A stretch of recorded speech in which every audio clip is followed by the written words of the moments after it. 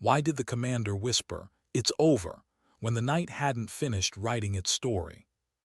Snow drifted like static across the Afghan mountains, carried by a wind that scraped the skin and bit into the lungs of every man pressed against the rocks. 8 Navy SEALs lay flat in the white silence, their bodies half buried, weapons heavy with frost, hearts heavier with the knowledge of dwindling ammunition. From 3 sides, the echo of Taliban voices climbed the slopes, confident, mocking. "Americans," the enemy shouted through the storm, "surrender now."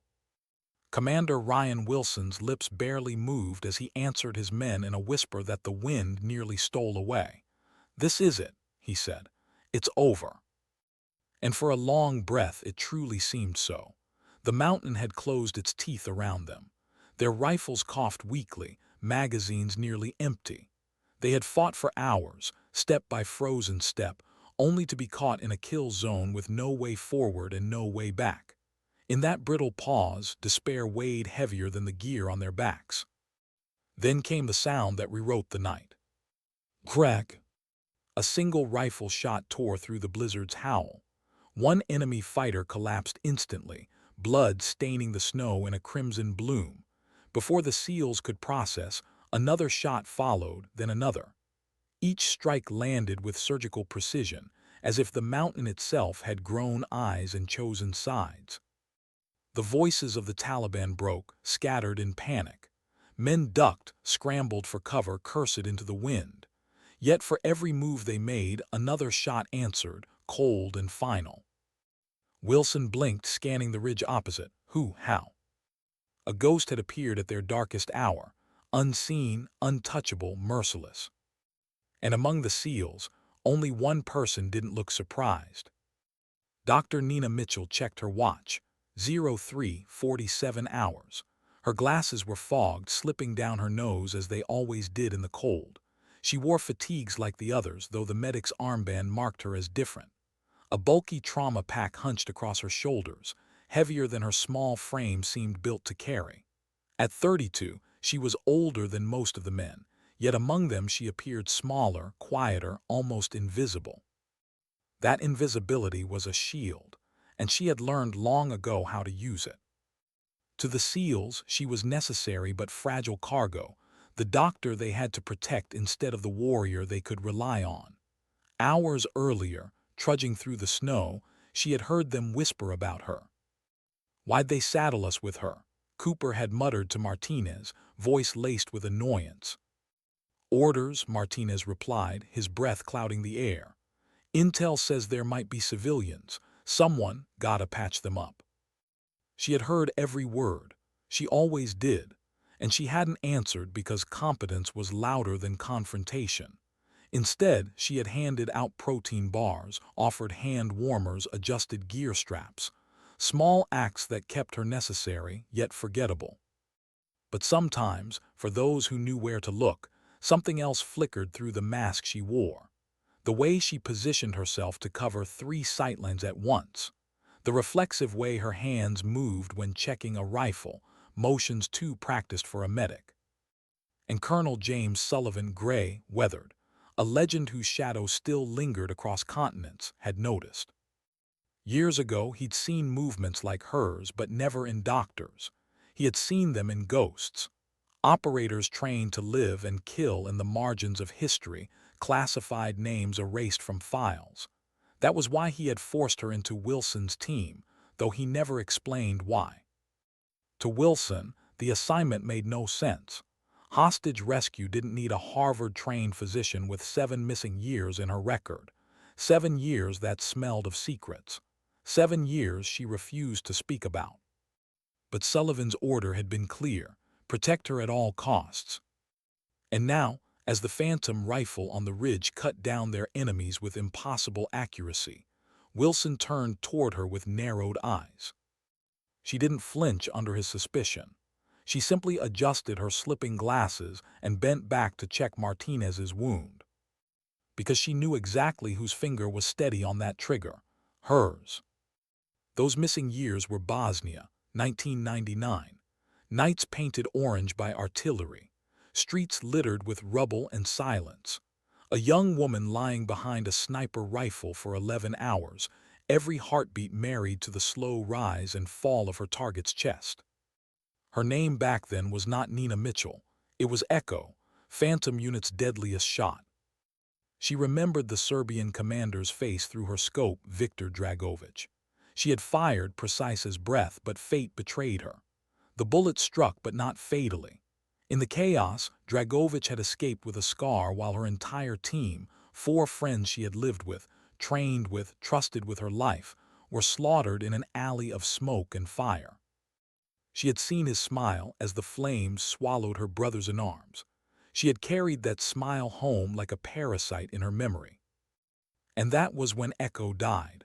Only Nina Mitchell returned, hollowed by guilt.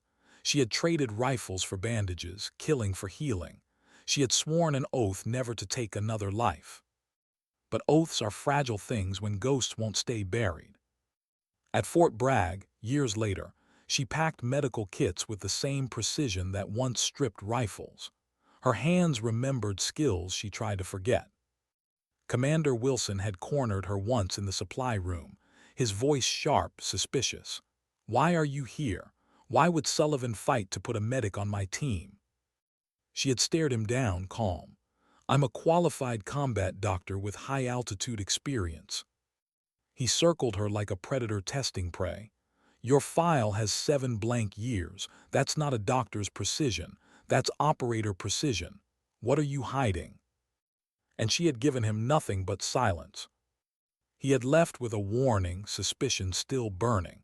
And she had returned to her pack, her secret hidden under bandages and scalpels, a disassembled M24 sniper rifle.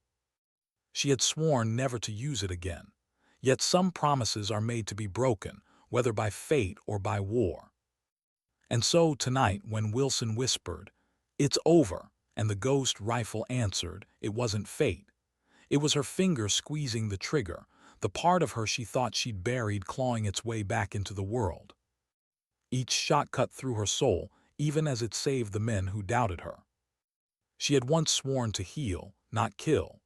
But as the mountain whispered back with fire, she realized the truth she had always avoided. Sometimes healing one life meant ending another.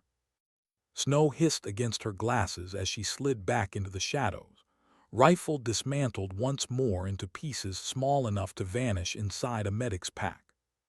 The SEALs never asked questions when the last echoes of gunfire faded. They wanted to believe in miracles, and sometimes belief was easier than truth. But Wilson's eyes lingered on her longer than they should have. He had heard her silence, seen the shape of her reflexes, and though he didn't say it aloud, he already knew. This medic carried more than bandages. And when the night came again, she would be forced to choose which oath she served, the doctor's or the ghost. Why did she pack a rifle if she swore never to fire again? At Fort Bragg, days before the mission, Nina Mitchell sat alone in her quarters with the lights low. The barracks around her buzzed with laughter, music, bravado men blowing off steam the only way they knew how. But inside her room, silence pressed against her like a weight. She laid out her medical gear with the precision of ritual: gauze, scalpels, morphine, field sutures. Every piece had its place. Every movement was exact. Yet beneath the supplies, in a false compartment sewn into the lining of her trauma pack, lay the weapon she wasn't supposed to carry. The M24 sniper rifle gleamed in pieces, steel catching stray shards of lamplight. Her hands hovered over it as if afraid the touch alone would betray her. For years, she had buried this part of herself beneath oaths, beneath the title of doctor. But the truth had always been waiting, patient as the weapon itself. Sullivan had known, of course he had. The retired colonel summoned her late one night, sliding a satellite photo across the table between them. The image was grainy, blurred by distance, yet she recognized the man instantly. Viktor Dragovich, stepping into a vehicle, a ghost she had left behind in Bosnia, alive despite reports of his death, now working with Taliban elements. Her throat tightened. "Why am I here?" she whispered. Sullivan's reply was cold, sharp as the winter wind outside. Because he's back. Because you know him better than anyone alive. Because your country needs both the doctor and the sniper. Her pulse pounded. I swore never again. He leaned closer, his weathered face etched with lines carved by wars no one spoke of. Then, why did you pack a rifle? Silence, because he was right. Because some part of her had always known Bosnia wasn't finished. That night she assembled the M24 with steady hands, every motion automatic. Her father's voice whispered in her memory, a hunter's patience, a soldier's discipline. Accuracy is a gift. Wisdom is knowing when to use it. She only prayed she would be wise enough when the moment came. The next day, Commander Wilson tested her. The SEALs had smirked when she stepped onto the range. Cooper even placed a bet that she couldn't hit a barn at 100 meters. She ignored him, lifted the M4 and fired. 3 bursts into center mass. Flawless. At 300 meters, the result was the same. Then Wilson pushed further. 600 meters beyond the rifle's effective range. She fired once. The round drilled the target dead center. Silence rippled across the line. Cooper's grin vanished. Martinez's jaw tightened. Even Wilson's suspicion faltered for a heartbeat. "Where'd you learn to shoot like that?" Martinez asked, half awe, half unease. She adjusted her glasses, her face calm. "My father taught me." From behind them, Sullivan stepped forward. He carried a wooden box, worn smooth from years of being held. Inside lay her father's medallion. He placed it in her hand. "He'd want you to carry this," Sullivan said softly. "And remember, every skill you possess may be needed before this is over." She closed her fist around it. The edges bit into her palm like memory itself. When the mission came, it was under cover of night. A Blackhawk churned snow into a storm of its own as boots hit the ground. The mountains loomed, indifferent giants, watching as they climbed hour after hour through biting cold. Wilson kept Nina in the middle of the formation, close enough to watch, close enough to control. He didn't trust her, not yet. But the mountain had a way of exposing secrets. Vehicle tracks cut through the snow, wide and heavy. Russian-made APCs. Nina noticed immediately, her eyes giving away knowledge no medic should have. Wilson caught it. His jaw flexed. "You're not just a doctor," he said quietly. She didn't answer, he didn't press. Not yet. At a ravine, they spotted the compound guards packing with military precision uncommon for Taliban fighters. Too neat, too rehearsed. Her instincts screamed. "This intel feels manipulated," she warned. "The patrols are staged. This is a trap." Wilson listened but clung to orders. A convoy left the compound. He gave the command. "We'll ambush, execute." The SEALs moved like wolves, disabling the lead and rear vehicles, boxing the convoy in. It unfolded flawlessly until she saw it. Moonlight kissed the glass of a sniper scope on the ridgeline. "Sniper!" she shouted. Martinez dropped instantly, blood soaking his sleeve. Gunfire erupted from every direction. The convoy was empty. Bait. It was an ambush. Bullets rained like hail, disciplined, precise. Not ragged Taliban fire, something colder, sharper, professional.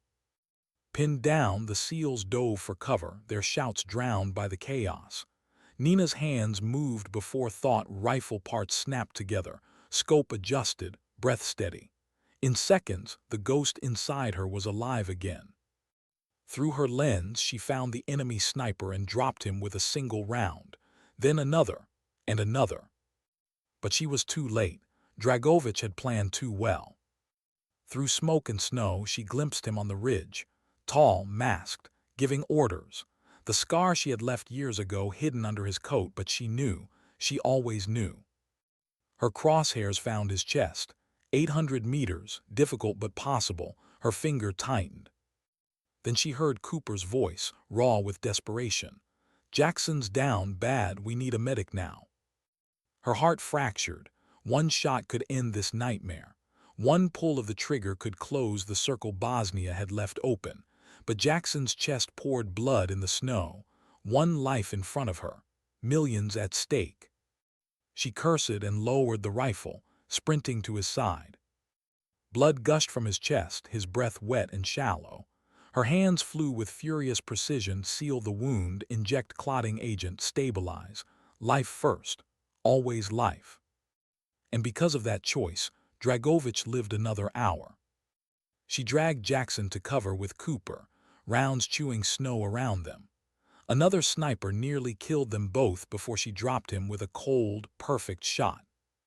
Wilson regrouped the team, fury and desperation burning in his eyes. The truth hit her like a cold hand. "They're not trying to kill us," she realized aloud. Wilson nodded grimly. "They're pushing us into the canyon. It's a kill box." "North to the caves," she said. They moved under fire, 2 men wounded, the mountain itself seeming to close against them. One by one, Nina picked off threats from Overwatch, guiding them through the blizzard. At dawn, they stumbled into a cave, breath ragged, bodies bruised. And there, with exhaustion and fear weighing heavy, Wilson turned to her, his voice low, his eyes sharp. "Phantom Echo, that's who you are, isn't it?" She froze, silence stretched. She finally exhaled, the truth breaking through. "Dragovich is my unfinished mission." Wilson's jaw clenched. He didn't curse, he didn't accuse, he only said, "Then finish it." Inside the cave, Sullivan's drive flickered to life. Video intelligence. Dr. Elliot Chen, hostage, forced to build something unspeakable. Weapons-grade uranium, a portable nuclear device. Her stomach turned. This wasn't just about Dragovich anymore. This was about millions of lives. Sullivan's voice, recorded, whispered through static, "You're the only one who can stop him. Complete your mission, all of it." She climbed to a peak alone, her body trembling with exhaustion. She fought the jamming, sending a signal. Her voice broke the years of silence. "Phantom actual to control, priority alpha."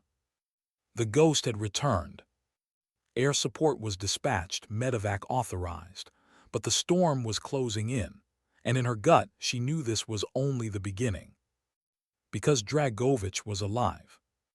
And this time she would not miss. Why did the storm feel like it was hiding something more dangerous than the cold? Snow swallowed sound as Nina Mitchell crouched at the cave's mouth, scanning the ridge with her scope. The wind moaned through broken stone, and every gust carried the echo of her unfinished past. Behind her, Jackson lay pale, barely clinging to life, Cooper and Thompson tending him with hands too rough for such fragile work. Martinez leaned against the wall, blood-soaked but stable. Wilson moved like a caged predator, eyes flicking from his men to Nina and back again. No one spoke of the ambush. They didn't have to. Every man in that cave knew who had saved them, and every man wondered who she really was. Wilson broke the silence. "You don't just stitch wounds, doctor, you stitch lies." Her glasses caught the faint reflection of the snow outside. She didn't deny it. "Dragovich is mine. He always was." Wilson's jaw tightened. He wanted to rage, to demand answers, but rage wouldn't keep his men alive. He swallowed it like stone. "Then tell me what we're facing." Nina loaded Sullivan's drive into a battered laptop. The screen flickered with grainy footage. Dr. Elliot Chen hunched over a workbench, hands trembling as he assembled a metal cylinder. Guards in mismatched uniforms paced behind him, but the equipment on the table was anything but crude. Lead shielding, precision instruments, radiation detectors disguised as battery testers. Wilson's voice was flat, "Nuclear." Nina nodded, her stomach twisted. "Weapons-grade uranium, portable devices, 2 cores, if Dragovich finishes them." Her words trailed off. She didn't need to finish. The silence in the cave finished it for her. Millions of lives, a city reduced to fire and dust. Sullivan's recorded voice cut through static. "You're the only one who knows his tactics. You're the only one who's faced him. Phantom Echo, your mission is simple. Stop him, whatever it takes." Wilson exhaled, the weight of command heavy on his shoulders. and here I thought we were rescuing civilians. Nina closed the laptop. We are. Chen's as much a hostage as anyone, but Dragovich is building something worse than terror. He's building a future where no one is safe. Wilson looked at her, and for the first time his suspicion shifted, not gone but tempered by understanding. Then we stop him, together. The storm thickened outside, snow falling in curtains. Visibility dropped to nothing, but through her scope Nina caught movement, a shadow moving with discipline, not like Taliban fighters, not like mercenaries. Something in her gut clenched. She intercepted him, rifle steady. Hands up now. The figure froze, calm, then slowly raised his gloved hands, a rifle slung across his back. Major David Reeves, Delta Force, he said. His voice carried the calm of a man who'd stood in kill zones before. Sent by General Harris. Authentication code Tango Echo 7. The code was correct. He knew her name too, not Nina Mitchell, Phantom Echo. Her finger twitched against the trigger. She hated how easily the ghost inside her responded. Wilson stepped forward, his rifle raised. You expect us to believe you walked into this storm alone? Reeves met his eyes unflinching. Not alone, with orders. Harris knew Sullivan embedded her. He knew Dragovich's file wasn't closed. My mission is the same as yours. Stop him before the Corps goes live. Nina studied him. His stance, his breathing, the way his eyes never left hers. He wasn't lying. He was something rarer, another ghost. 2 ghosts, she murmured. 1 mission. Reeves gave the faintest nod. Then let's finish it. That night the storm grew heavier, cloaking their movement as they descended toward the compound. Snow muffled every step, every breath, until the world shrank to the rhythm of boots in powder and the steel in their hands. Reeves tapped her shoulder, pointing north. An outbuilding, minimal traffic, heat bleeding through the roof where snow refused to settle, not a generator shack, a lab. The place where a weapon was being born. They moved like phantoms, broken into staggered timing, one covering while the other shifted, every step calculated to disappear into the storm's rhythm. A patrol of 3 trudged past, hunched in parkas, rifles slung loose. Nina felt the old rhythm crawl back into her bones, counting footsteps, watching the weight of a man shift before he looked over his shoulder, reading the angle of a muzzle when boredom dulled discipline. She and Reeves flowed around the patrol like water around rocks. No sound, no trace. At the wall, Reeves found an electrical box, fingers nimble despite the cold. He looped the cameras, leftmost running so nothing looked amiss, clipped a section of razor wire and lifted it with padded batons. Nina slid under first. Reeves followed. The wire dropped back into place, untouched by the storm. Heat radiated through the outbuilding's thin walls. Nina peeked through a slit of glass. Inside, Dr. Chen bent over a cylinder, his hands trembling, his face masked. 2 guards stood nearby, one sipping tea, the other scrolling a phone. Reeves showed 2 fingers, then a slicing motion. Silent entry, 2 targets down. Nina nodded, pointing up toward the roofline. Reeves braced and she climbed onto his shoulders, slipping a cord into a vent seam. Warm air licked her face as the grill came free. She eased in, belly flat, elbows tight, rifle pushed ahead. The duct angled down into the ceiling cavity. Voices rose beneath her, the guards complaining, laughing. She clipped a mesh filter and let it fall silent into her palm. Through the slot below, the lab lay in miniature. Chen hunched over his work, the core open on the bench like a mouth half ready to breathe fire. She drew her suppressed pistol, waited for the second guard to scratch his neck, exhaled, dropped like a whisper. 2 soft thuds, both guards down. Chen froze, eyes wide above his mask. Dr. Chen, Nina said, her voice low, steady. We're here to take you home. Reeves slipped in behind her, covering the door. Chen shook, his voice breaking. You can't move me, not yet. If I leave it like this, if someone bumps the bench. Safe state, Reeves asked, eyes scanning. 20 seconds. Chen's hands flew with terrified precision, typing, turning dials, reseating a component. Finally, he exhaled. Now the core is inert, but there's another assembly in the main building. Redundancy. They'll complete it by dawn. Nina's stomach clenched. How far along? Hours, Chen whispered. His eyes darted to hers, haunted. And the man in charge, he watches everything. He doesn't sleep. Nina already knew the name. She didn't need him to say it. Dragovich. Chen shivered. Yes. Reeves handed Chen a thermal layer, strapped a compact plate carrier over his frame. We're moving. North wall, cut wire. Stay low. Hold onto her belt if you lose footing. Do exactly what she says. Chen nodded, pale and trembling. They slipped into the storm again, swallowed in 3 steps. A spotlight swept the yard, blinked out, Reeves's handiwork on the loop holding. The world narrowed to breath, to snow squeaking under boots. 50 meters, 30. A shout cut through the wind. A guard leaning from a tower, peering into the storm. Nina froze, fist raised. They became shadows, statues.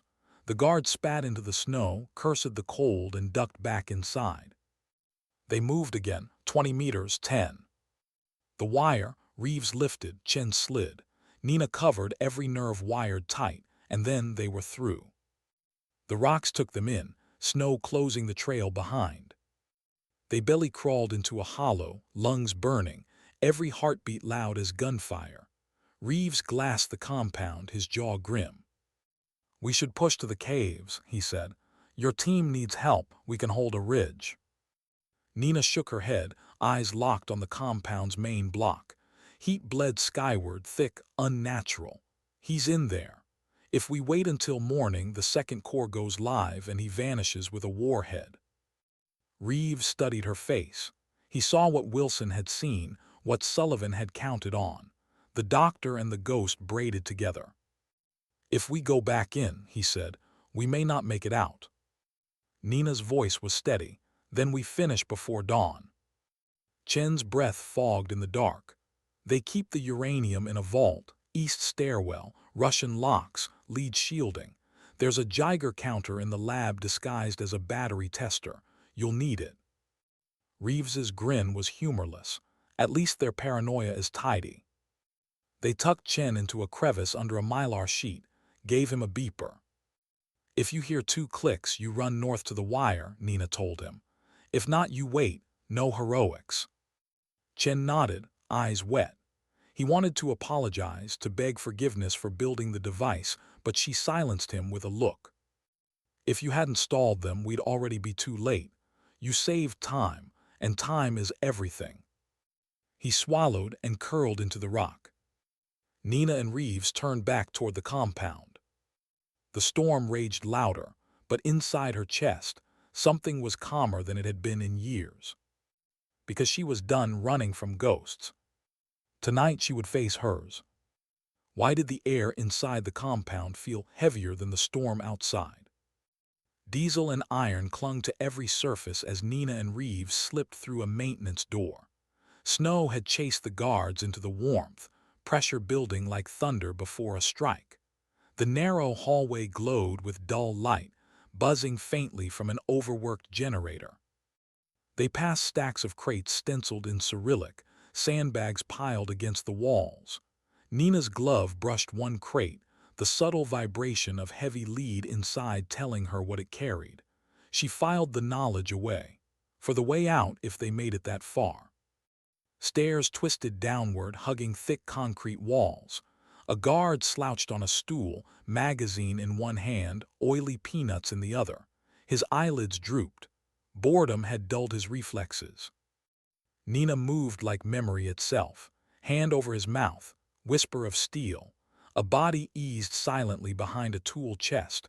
The world didn't notice. Reeves muttered, "This place deserves to burn." At the bottom of the stairs, the vault waited. A keypad, ancient steel thick as a bank vault, stood sentinel. Reeves crouched, brow furrowed. Bypass will be loud. Nina tilted her head, listening. Footsteps above, voices, More men coming in from the storm, time running thin. "Take the panel," she said. "I'll handle company."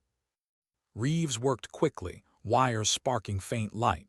Nina slipped into the bend of the hall, pistol low and steady. Two men descended the stairs, boots heavy with relief at being inside. Their laughter was careless, brittle. She waited. Second man's boot touched the final step. She moved, 3 motions, strike, draw, silence. Their bodies folded like paper. She slid them into a mop closet she had clocked earlier. The vault hummed. Reeves yanked a wire. The hum faltered, then died. A deep mechanical thunk. The lock surrendered. Inside, air thickened, sound swallowed by lead walls. Rows of gray canisters nested like organ pipes. A radiation sensor blinked slow, patient. Reeves set 2 compact charges on the floor. Shaped inward. "We can't carry it all out, but we won't leave it behind. We take proof." Nina plucked a thumb-sized sensor chip, slipped it into a leaded pocket Reeves handed her. Enough to prove, enough to warn. He armed the charges, drew a grease pencil arrow on the wall. Exit. But before they could climb the stairs, a voice floated down. "You are lost." The accent sliced through her chest like memory. She turned before her brain could name him. Dragovich. He stood at the top of the stairs, coat crooked over the scar she had given him years ago. 2 men flanked him, rifles steady. Above, on the catwalk, more shadows shifted. Lines of fire already drawn, angles perfectly set. His mask was gone. His face was older but not softer.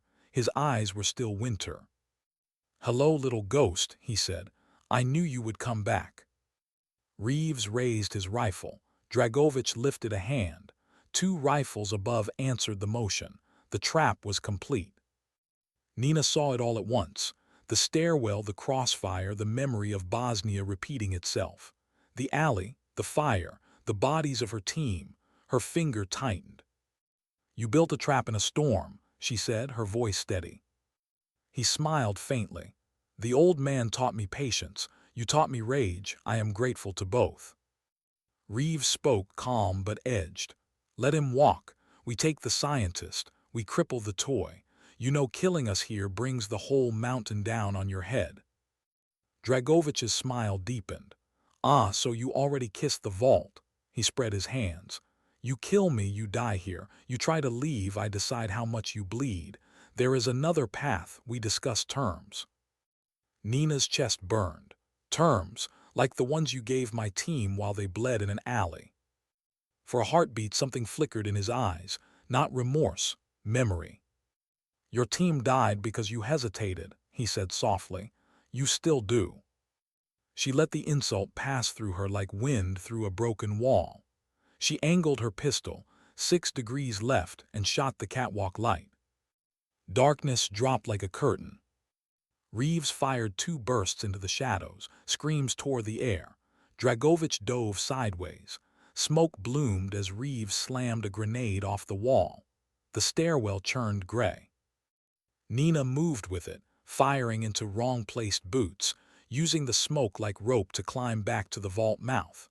Reeves found her plate carrier in the dark, their bodies moving like one. Shouts in Serbian, doors banging open above, alarms whining far away. Nina counted footsteps, then reversed them with 3 soft shots. At the landing, a flash cracked white. A concussion slammed her teeth together. She stumbled, caught a rail with a numb hand. Reeves dragged her to cover, flashlight flicking once across her eyes. "You good?" "Better than him." She nodded to a body sprawled nearby. Smoke thinned. Dragovich had vanished into the compound's veins, not retreating, repositioning. They sprinted through corridors with ruthless rhythm. Cover, move, cover, move. Diesel tanks lined one wall. Nina fired into a transformer. Sparks spilled into the fuel, fire crawling with sudden urgency. Heat shoved them out into the storm. Sirens howled. The compound coughed smoke, but it wouldn't be enough. Not to stop him, not to stop this. They pushed into the rocks, snow masking their trail. Reeves keyed the beeper twice. For a breath, nothing. Then Chen emerged from the hollow, eyes wide, a shadow shaking in the storm. I thought you were. We're not, Nina said. Move. They climbed hard, lungs burning, until the compound dropped from sight. Behind them, men spilled from doorways, guns raised, bodies hunched against snow. The fire bought them time, but not salvation. At the cave ridge, Wilson's rifle tapped 3 times on stone. His men swarmed them, pulling Chen into safety, checking wounds, watching the storm with hungry eyes. Wilson's gaze found Nina. You went back in. No surprise, Reeves answered for her. Vault charges set, Reeves added. Proof secured, timeline slowed, but the man is still alive. Name, Wilson said. Dragovich, Nina answered. Wilson didn't waste time with blame or wonder. His men were bleeding and the enemy was climbing. Status, he barked. Jackson's holding barely, Thompson said. Martinez stable, perimeter thin. Reeves scrawled a killbox in the snow, planted quiet surprises along a path, 1 man's stride wide. Nina pressed fingers to Jackson's wrist, watching the dressing for swelling. She sat back, exhaled 1 breath that felt heavier than all the others. Sullivan's medallion cut into her palm. The first probing attack came sloppy, men rushing the south lip. Cooper cut 1 down, the rest scattered. Minutes later, a ladder hissed against the west wall. Reeves kicked it back before heads could appear. Then the storm went quiet. Not smart, Cooper muttered. They're waiting, Nina said, her eyes narrowed. He's setting his piece. What piece? Reeves asked. Himself. She moved to the cliff's edge, wind cutting her face raw. She listened not for sound, but for the absence of it. Men always made noise, even when they tried not to. But one thing didn't, the intention to kill a particular person. That silence had a shape. She once knew it intimately. And it knew her back. She felt him 30 meters below, crawling the old slide path, angling toward their flank. She left her post without a word, slipping along the rock. Reeves caught her movement, signaled Cooper to fill her gap. She dropped 3 meters onto a shelf, ribs jolting. She swallowed the pain, pressed flat against the snow. She saw him 6 meters away, rifle tucked like an extension of his spine. He stopped when she did, stillness mirrored. His voice floated, softer than the storm. You always did find the high angle. Her reply cut the air. And you always ordered men into bullets. They are men, he murmured. It is their purpose. Not tonight. His muzzle flared. Rock chipped into her hair. She rolled, fired back. He moved before the round got there. He was closer, too close for sniper's work, close enough for intimacy. He didn't want it intimate. He wanted it personal, rifles only. The conversation Bosnia had started, unfinished until now. He fired twice toward her muzzle flash. She slid out of rhythm into her own, fired into the wall above him. Snow avalanched, forcing him sideways. She fired again, snow spray, nothing else. He laughed, a low, breathy sound that lifted her pulse. You hesitate, he said. She stood up, exposed, bait. He rose to claim the shot. She dropped back flat, firing up through where his armpit had to be. Bone cracked, he cursed, slumped sideways. She slid forward, belly low, found him propped on his rifle, blood blooming dark. Better end it, she said, pistol to his chest. He touched the barrel with 2 fingers, blood wet, not pushing it away, just touching it. If you kill me, my men keep coming. If you take me, they learn things you don't want. Either way, men die. There's only one answer. Let me go. Think like a doctor, triage. The words cut deeper than bullets. She steadied. The choice didn't get clearer. It got cleaner. She lowered the muzzle 1 inch, fired through his thigh. Artery ruptured. He screamed, raw and animal. She snapped a tourniquet, wrenched it tight until blood slowed. Now you live long enough to tell the truth, or long enough to wish you had. He swung at her weakly. She let him. That told her what she needed. He still believed in his myth. She broke his rifle across stone, threw the bolt into the dark. "Stay," she said, like to a dog. And she dragged him up the shelf, every pull hauling 10 years of rage across stone. At the cave lip, Cooper reached down, grabbed Dragovich's collar, rolled him in. Rifles framed him like wolves circling prey. Wilson didn't take his eyes off him. "Tell me something worth your life." Dragovich smiled with broken teeth. "You have nothing." Nina keyed her radio, voice flat. "Control, Phantom Actual, primary target in custody. One device unfinished. Second vault rigged inward. Request strike authorization on grid 7-2. Static, then a voice old as mountains. "Phantom, this is Control Actual, say again." Custody, Dragovich breathing. Device count 2, sample secured. Silence, 3 heartbeats. Strike authorized, window 3 minutes. The storm thickened, rotors faint beyond the veil. Nina looked down at Dragovich. His eyes gleamed brighter than they had any right to. "You feel clean?" he asked. "No," she said, "just finished." Why does survival sometimes feel heavier than death? The cave shuddered with the weight of the storm, the air thick with gun oil, sweat, and the metallic scent of Dragovich's blood.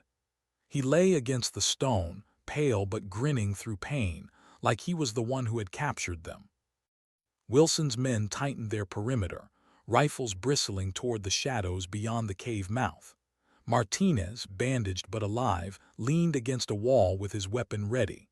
Cooper crouched by the entrance, scanning through the scope of a borrowed rifle, fingers tapping against the stock. Thompson hovered over Jackson, watching his chest rise shallow, like a fragile flame threatened by the wind. In the middle of it all, Nina sat with Dragovich's blood on her gloves, Sullivan's medallion cutting into her palm, and the radio pressed to her ear. "Strike inbound," Control confirmed. 3 minutes. "Friendly hold box confirmed. Identify with strobe." 3 minutes. The longest and shortest stretch of time a soldier ever knows. Reeves pulled Chen deeper into the cave, his voice low but sharp. "Keep your head down, Doc. When the mountain lights up, you don't want to be standing." Chen nodded, trembling. His hands had built a weapon, but now they shook at the thought of what that weapon meant. He clutched the pencil Reeves had given him earlier as though it could anchor him to something human. Outside, the storm muted everything. Shadows moved where men shouldn't move. The enemy hadn't broken, not yet. "They'll come before the strike," Nina said quietly. "They'll try to pin us in, use us as cover." Wilson nodded. "Then we hold, nothing passes this line." Dragovich chuckled, a wet sound from the floor. "You think you win by holding. You think bombs change rivers." Nina leaned close, her voice a whisper sharpened by years of guilt. "No, but sometimes they change their course." For the first time, doubt flickered in his eyes. Then the mountain came alive. Figures poured from the storm, rifles blazing, their silhouettes smudged by snow. Bullets sparked against stone, ricochets screaming like angry ghosts. Cooper fired first, cutting one down at 30 meters. Martinez groaned but raised his weapon, sending bursts into the white. Reeves placed his shots with surgical precision, every round buying seconds. Nina dragged Jackson deeper, covering his chest with her own body as rounds chewed the cave mouth. She lifted her pistol and fired into shadows, every pull of the trigger a prayer. Dragovich's laugh cut through the chaos. "You defend like cornered wolves, but wolves bleed out in caves." She pressed the barrel of her pistol to his temple, and snakes get their heads cut off. His grin didn't falter. He wanted her angry, he wanted her off balance. But she was done giving him what he wanted. The storm roared louder, and then the sky tore open. The first bomb didn't sound like a sound. It felt like the world remembering an injury, pressure rolling through their bones. Light bloomed beyond the cave mouth, blinding, searing. Snow turned to steam. The second strike hit the vault. A muffled roar shook the earth beneath them, the compound folding in on itself like paper. Concrete screamed. Metal tore. The nuclear material, what they hadn't taken, vanished in a firestorm shaped inward, devouring itself. The third strike cut the grid, lights flickering, then dying. The mountain's veins went dark. Silence followed, heavy, suffocating. Snow fell harder, insulted, covering the scars as if to hide what had been done. Inside the cave, breaths came ragged, stunned. Cooper wiped soot from his cheek. Thompson checked Jackson again, relief breaking across his face when he felt a pulse still there. Reeves reloaded with calm efficiency, eyes never leaving the slope. Nina stood slowly, her legs trembling with borrowed strength. She looked down at Dragovich. He was still alive, his face pale, sweat shining on his forehead. His eyes gleamed too bright. "You feel clean," he rasped. "No," she said, her voice was steady, "just finished." He closed his eyes as if he wanted to be anywhere but here. When they write histories, they will remember the assassin, not the doctor. "Then you don't know doctors," she said.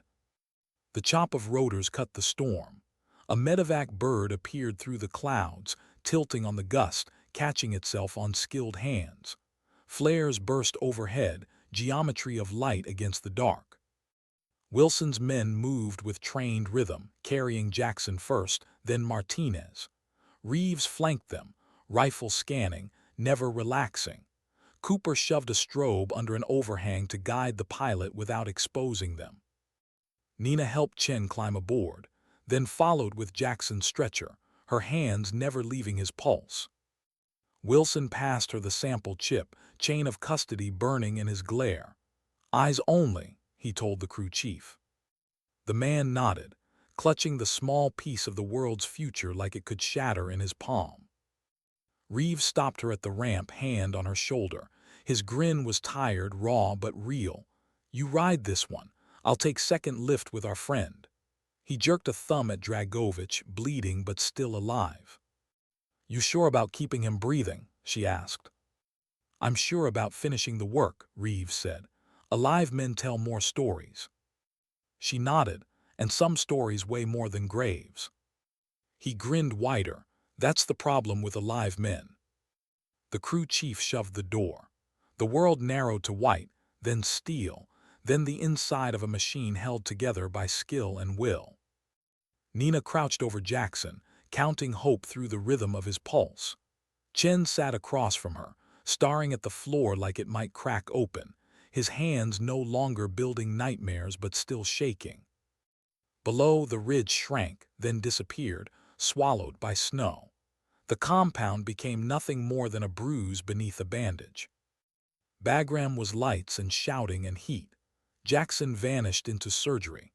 Martinez cursed about the coffee. Cooper hovered by the ward door like a dog guarding a house. Chen wrapped in a blanket, whispering that he needed a pencil to write to his daughter. And Nina walked into a side bay that smelled of burned coffee, shut the door, and leaned against the sink. She pressed both hands to the glass, watched her breath fog and vanish. The ghost in the reflection stared back at her with eyes that remembered every shot. When she turned the light off, the ghost faded. Only the doctor remained. But she knew better. Both would always live inside her. Why does survival feel lonelier in the quiet than in the fight?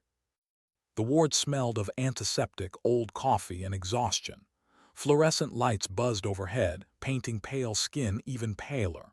Jackson lay under a halo of machines, tubes hissing and monitors whispering their mechanical prayers. His lips had color again, faint, fragile, but it was enough to make Nina's knees weak. She gripped the rail of his bed, counted the beats on the screen, and let herself breathe for the first time in days. Martinez sat up in the next bed, swearing at the oatmeal with such theatrical fury that a nurse snorted into her mask. Cooper hovered near the door, his rifle absent for the first time, hands restless as if the air itself needed guarding. Chen hunched under a blanket, clutching the stub of a pencil like it was a lifeline, whispering words in Mandarin he would later shape into a letter to his daughter. The war outside had paused, But inside this room the fight still echoed. Nina stepped away, slipped into a corridor washed in dim light. Her reflection caught her in a window, hair damp from melted snow, glasses smeared with fingerprints, uniform still carrying the smell of cordite. A medic's armband hugged her sleeve. Her hands looked steady, too steady. But in her chest the ghost stirred. She walked into a side bay where the lights had been left low. The sink's mirror fogged as she leaned close, watching her own breath appear and vanish. For a moment, she imagined the reflection wasn't hers. It was Echo, the sniper who had never missed until it mattered most. Her hands trembled. She pressed them harder to the sink, knuckles whitening until the tremor stopped. The door creaked. Sullivan stood there, collar damp from snow still clinging to his coat, jaw set like stone carved from regret. He didn't salute. He didn't smile. He didn't even step closer. "He's alive," he said. Her voice was flat, for now. "Good." His reply carried no triumph. It was the single syllable of a man who understood both the usefulness of a living enemy and the filth of it. She turned back to the mirror. "Jackson." "In surgery," Sullivan said. "Martinez stable, Cooper restless, Reeves angry he didn't get to punch the weather. They're alive because of you." She closed her eyes, let the words slide off like water. "Don't make me a story, Colonel. Don't turn this into another file where men argue about what doctrine I broke." He stepped inside, the door sighing shut behind him. In his hand a small envelope, plain, sealed. "There will be hearings," he said, "clearances. 100 men who weren't near that mountain will sit in a room and debate what you did. Some will quote rules, some will claim they'd have done it cleaner, better." She didn't take the envelope. "Let them." "You could have killed him," Sullivan said. "It wasn't a question, it wasn't judgment." Her chest rose, fell. "I did worse. I made him live with the story he didn't want." Sullivan's eyes softened for the first time in years. Pride and regret braided into something wordless. He nodded once. "This isn't over," he said. "It never is," she replied. But tonight the river moved. For a moment silence stretched between them, heavy as memory. Then he offered a paper cup of coffee. It smelled terrible. It tasted worse. It was perfect. They stood side by side, watching snow dissolve into wet streaks on the runway lights outside. Hours later, Jackson squeezed her fingers without waking. Martinez grumbled about oatmeal again. Cooper barked at a nurse for no reason other than nerves. Chen asked for paper so he could write to his daughter about missing a recital, promising her he'd be late but not gone. Reeves arrived, a bruise blooming on his cheekbone like twilight, his expression unreadable. He leaned against the wall, crossed his arms, and stared at Nina with a wordless question that wasn't about Dragovich or the device or the mission. "It's done," she said quietly. "Enough is done." He tipped his head. "They'll try to give you a medal." She shook hers. "They can give it to the kid who flew into that storm and found us." "You'll get one too," Reeves said. "But they don't have a ribbon for what you did." "What's that?" He pushed off the wall, his grin tired but genuine. "Choosing twice. The shot you took and the one you didn't." She didn't answer. Some truths didn't need words. Reeves tapped the doorframe on his way out. "Get some sleep, Echo." "Doctor," she corrected softly, without heat. He half smiled. "Sure, until the river needs moving again." The sun rose over Afghanistan, painting the mountains gold as if nothing had happened. Fresh snow lay unbroken, pretending the storm had never scarred the land. From a satellite far above, the compound was nothing but a bruise on white skin, already fatting. Men would pick through the rubble for months, gathering fragments of lead and steel, filing reports, burning some, burying others. Dragovich would wake in chains, pain gnawing at him, questions waiting. The war machine would grind forward, unrelenting. But for now, in one quiet corner of a military ward, Nina Mitchell sat at a bedside with her hands still smelling faintly of blood and antiseptic. She pressed her father's medallion between her palms and whispered to the memory of 4 names from Bosnia. Not apology, not penance, a promise. I carried you as far as I could, she whispered. Farther than I wanted. I'll keep carrying you until I don't have to anymore. Her reflection in the window showed a doctor's armband, but in her eyes, the ghost still lingered. Why do battles in conference rooms feel colder than battles in mountains? The debriefing room smelled of recycled air and paper, the kind of place where wars were stripped down into bullet points and filed into binders. Nina sat at a long table under fluorescent lights that buzzed like insects, the fatigue in her bones sharper than the scar tissue on her hands. Across from her, 3 men in uniform leafed through folders as if her life could be summarized in footnotes. One cleared his throat. "Dr. Mitchell," he began, emphasizing the title like it was a question. "We need clarification on your role during Operation Winter Strike." Her glasses slid down her nose. She pushed them back up slowly, deliberately. "I was the medic assigned to Commander Wilson's team. My role was to preserve life." The man nodded, but his eyes flicked to the classified file on the table, the one with 7 years blacked out. "And yet, your weapon proficiency, your precision, these suggest more than medical training." Nina said nothing.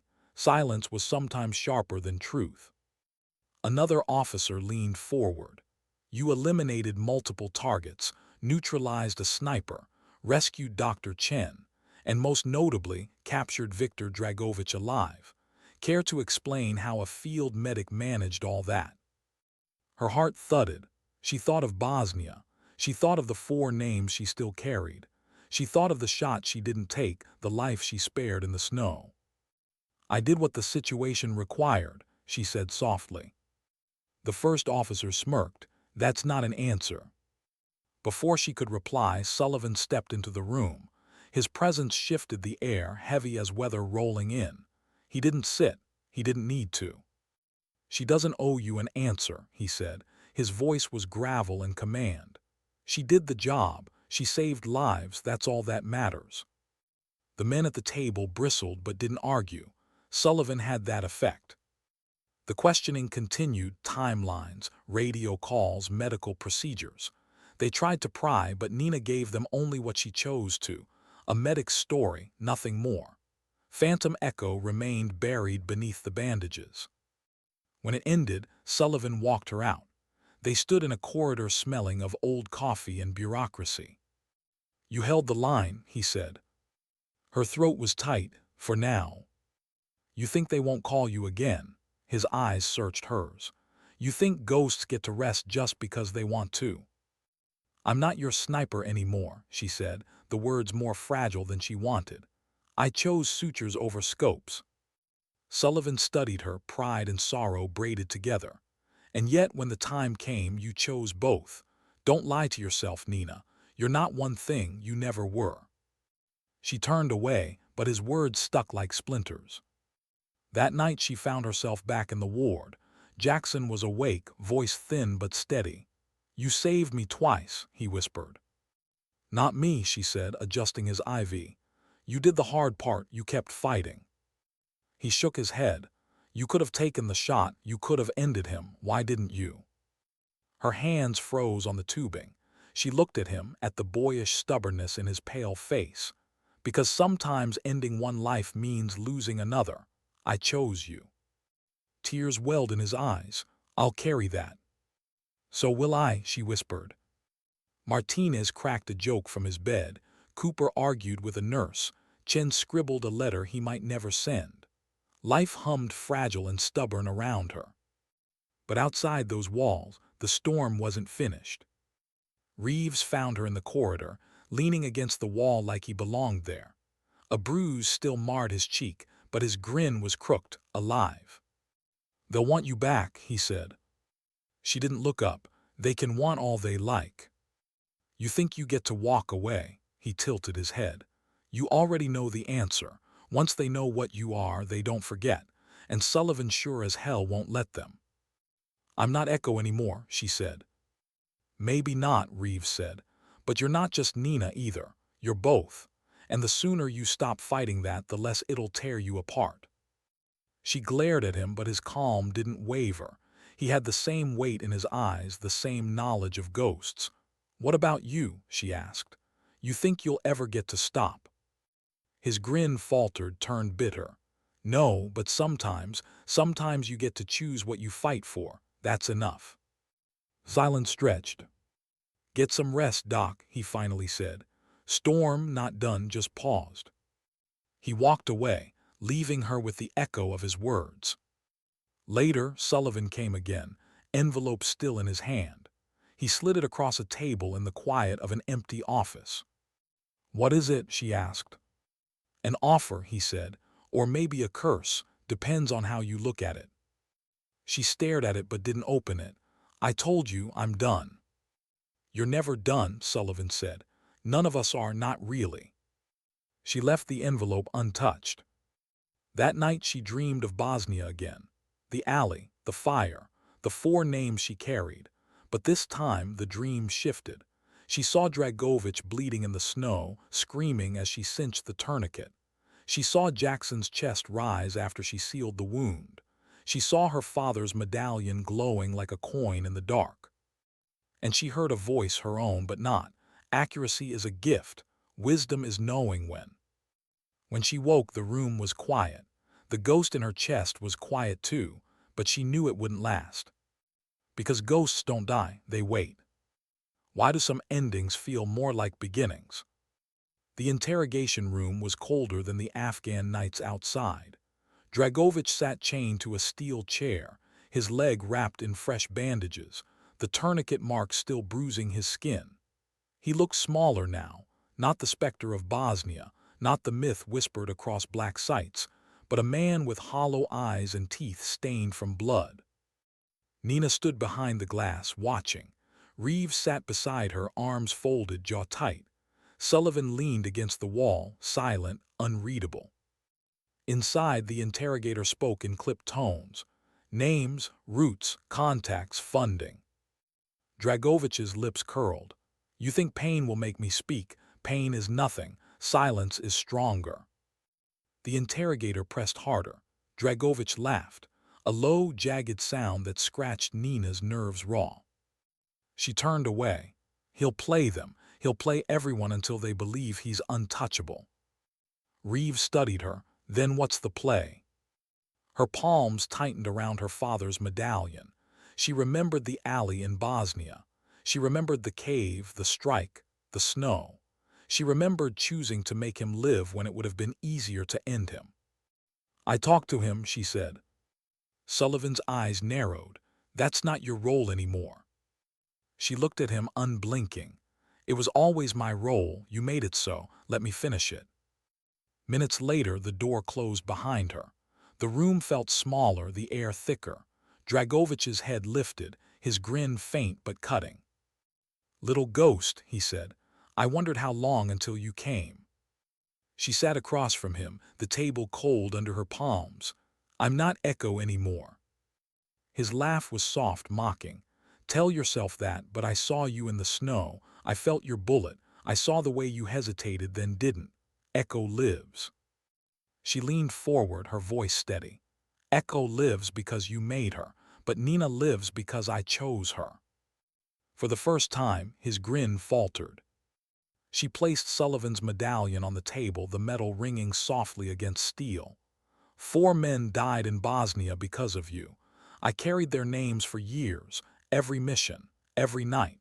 You thought that was your victory. It was. It was your leash." He tried to sneer, but his eyes betrayed a flicker of something else. Not guilt, not fear, recognition. "You think keeping me alive redeems you?" he asked. "No," she said quietly. "It redeems them, because killing you would have made me like you, and they weren't like you." Silence fell between them, thick, heavy. Finally he spoke, voice low. "I will not break." "You already have," she said. "You're alive, and that's worse." She stood, left the medallion on the table, a marker, a truth. When the door shut behind her, Reeves looked at her like he'd just witnessed something larger than war. Sullivan's face was unreadable, but his eyes held a rare glint of respect. Later she walked alone across the runway at Bagram. The night was clear, the stars sharp against black sky. Her boots crunched against frost, every step pulling her farther from the lights, closer to the dark horizon. Jackson would heal. Martinez would curse about food for years. Cooper would keep guarding air. Chen would see his daughter again. Reeves would carry his ghosts like she carried hers. And Dragovich would rot in chains, his myth bleeding out slowly day by day until silence consumed him. She stopped at the edge of the tarmac, looking out at the mountains. Snow glowed faint under starlight, ridges sharp like scars against the earth. She pressed her hands together around the absence of the medallion. For the first time, she didn't feel its weight. Her breath misted in the air, faded. Sometimes dignity doesn't speak. It simply acts. She turned, walking back into the light.